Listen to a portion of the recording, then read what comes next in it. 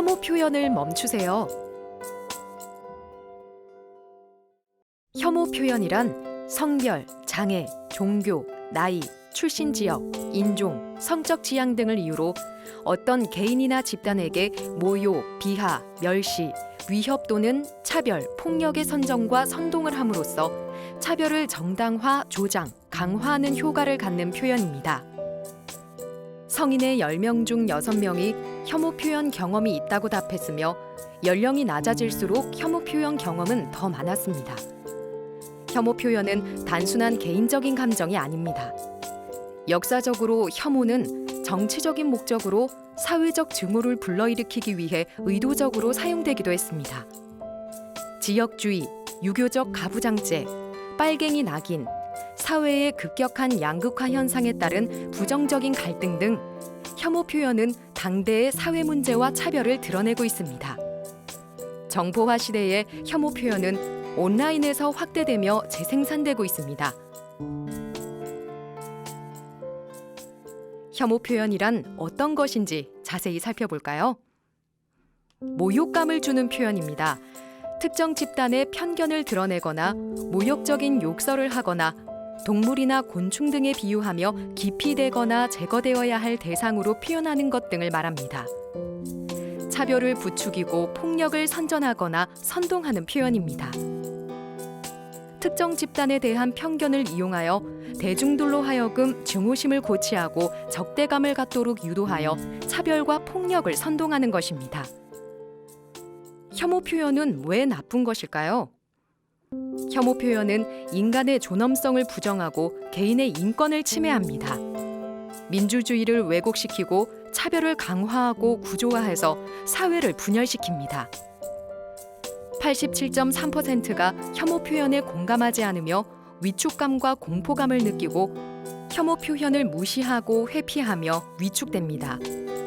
혐오 표현은 사회 갈등을 심화시키고 차별 현상을 고착화하며 소수자의 표현의 자유를 위축시킵니다. 응답자의 81.8%는 범죄로 이어질 것이라 대답했습니다. 혐오 표현은 나아가 대상이 되는 사람들을 상대로 하는 범죄나 폭력을 조장합니다. 혐오 표현의 대응 방법은 크게 행위 규제와 환경 조성이 있습니다. 행위 규제에는 국가와 지자체의 형사 규제, 민사 규제, 행정 규제가 있으며 학교나 기업 등에서 스스로 대응 절차를 마련하여 실천하는 자율 규제가 있습니다. 혐오 표현, 차별과 관련된 주요 법령은 다음과 같습니다.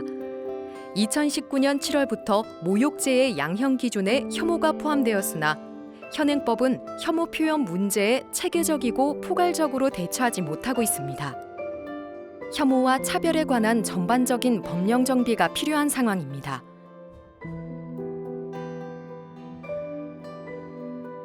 평등 및 차별금지법은 정치적, 경제적, 사회적, 문화적 생활의 모든 영역에서 차별을 금지하고 차별로 인한 피해를 효과적으로 구제하며 차별을 예방함으로써 인간의 존엄과 평등을 실현함을 목적으로 합니다.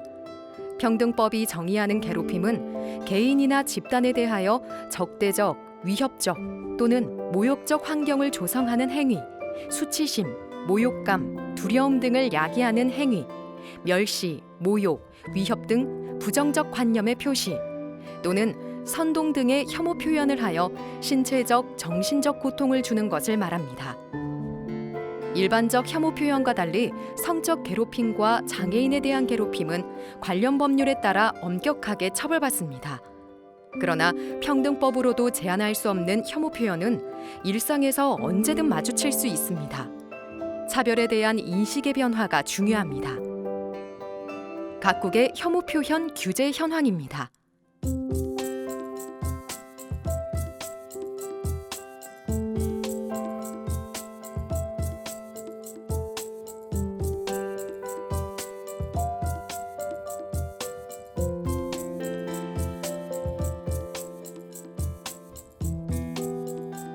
환경 조성과 관련한 내용을 살펴보겠습니다.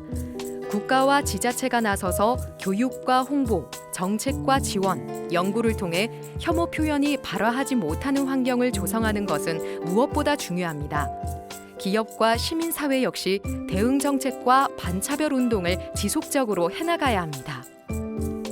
2020 차별에 대한 국민인식 조사에서는 91.1%가 코로나19의 세계적 확산 속에서 나도 언제든 혐오와 차별의 대상이 될 수 있다고 답했습니다.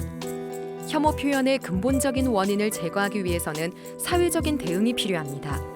혐오의 대상이 되는 사람들과 연대하여 혐오와 그 해악에 맞서는 것이 중요합니다. 차별과 혐오가 당연시되는 사회에서는 누구나 혐오 표현의 표적이 될 수 있습니다. 평등하고 안전한 사회를 위해 혐오 표현을 멈추어야 합니다.